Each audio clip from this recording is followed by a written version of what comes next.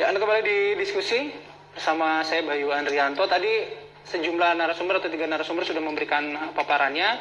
Nah, sekarang dari rekan-rekan media juga sudah menitipkan pertanyaan, terutama juga dari masyarakat yang ingin bertanya langsung nih. Saya ini tujukan ke Pak Edi ya, dari Pak Bambang di Jagakarsa. Apakah dengan adanya lonjakan kasus COVID-19 dan penebalan PPKM Mikro ada potensi hambatan bagi penyerapan PEN di kuartal 3, Pak Edi?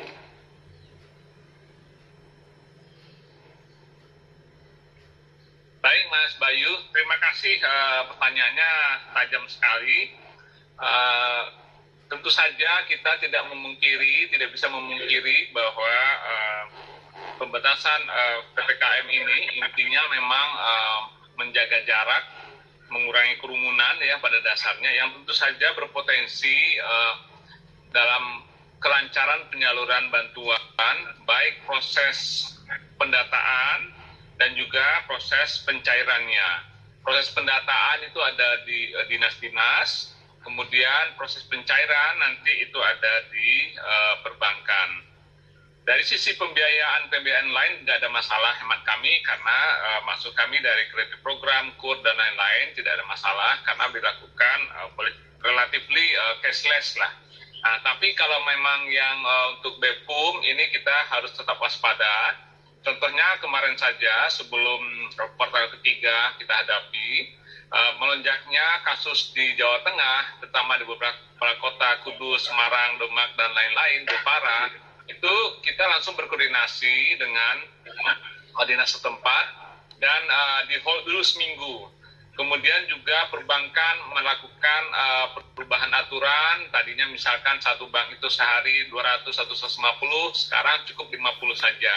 Memang agak terdelay dari sisi waktu, tapi memang kita terlebih mengutamakan kesehatan ataupun keselamatan dari ancaman COVID. Jadi memang kalau COVID-nya masih seperti sekarang, second hit-nya ini masih tetap tinggi, ini berkemungkinan memang akan ada pengaruhnya. Tapi untuk kuartal ketiga ini, untuk kuartal kedua yang sekarang posisi bulan Juni ini kita sudah minta sebulan lalu datanya sudah masuk, tinggal kita olah, yaitu sekitar dapatkan 2,5 juta dari 3 juta yang diharapkan. Nah, kalau nanti setelah kita cleansing datanya, padu padankan, paling tidak dapat 1 juta, kita tinggal sampai September nanti 2 juta, dan mudah-mudahan ini bisa kita atur jaraknya, total data masuk dan penyalurannya masih bisa manageable, kira-kira begitu.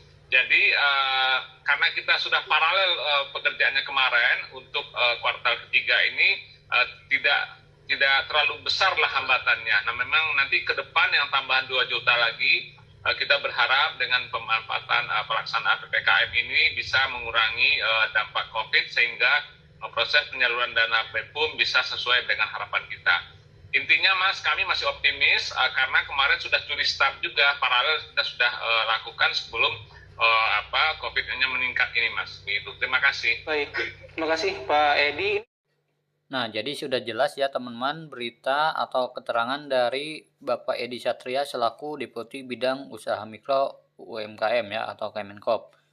Nah, jadi intinya adalah untuk penyaluran BPUM di tahun 2021 untuk pendaftar yang di bulan April, Mei, ataupun Juni, ini penyalurannya akan ada hambatan ya. Nah, misalkan dari pihak bank akan menyalurkan satu hari menerima sebanyak 50 orang atau kurang dari 50 ya. Nah, jadi saran saya silakan jika kalian terdaftar sebagai penerima datang lebih awal ya, agar bisa mendapatkan nomor antrian. Agar tidak kehabisan nomor antrian seperti di bulan yang kemarin ya, yang sudah-sudah. Nah, kemudian untuk penyalurannya juga ini kemungkinan akan secara bertahap ya. Nah, tadi dijelaskan kemungkinan Bapak Edi ini akan memberikan 1 juta penerima terlebih dahulu. Kemudian di bulan September 1 juta lagi, sehingga menjadi 2 juta. Nah, kemudian di bulan selanjutnya lagi 1 juta lagi, sehingga total menjadi 3 juta penerima ya teman-teman. Nah, jadi mungkin bisa saja bertahap seperti itu, sehingga tidak menjadi kerumunan nantinya ya. Nah, jadi itu teman-teman update penyaluran BPUM atau Banpres 1,2 juta di masa PPKM Mikro Darurat ini ya. Nah, coba kita dengarkan lagi ya, takutnya saya salah paham. Dan mohon dikoreksi ya bila ada yang salah.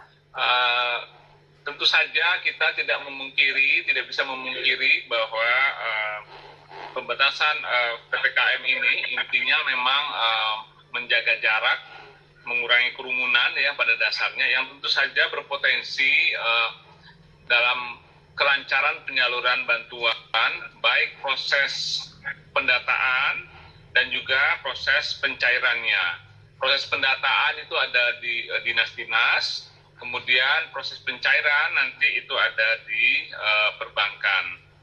Dari sisi pembiayaan lain nggak ada masalah hemat kami, karena maksud kami dari kredit program, KUR, dan lain-lain tidak ada masalah karena dilakukan relatively cashless lah.